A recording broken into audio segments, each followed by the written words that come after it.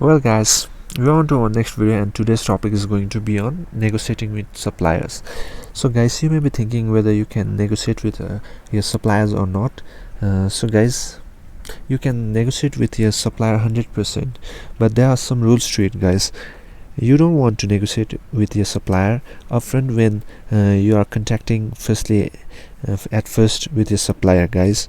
When you have finalized your order quantity and you are about to order it from your supplier, then at the time you have to negotiate with your supplier guys.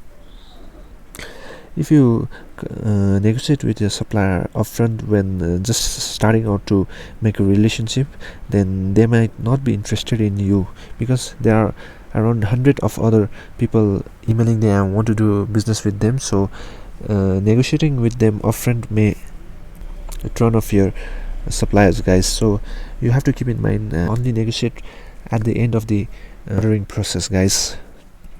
And if they don't want to negotiate their price, then leave them for 2 or 3 days.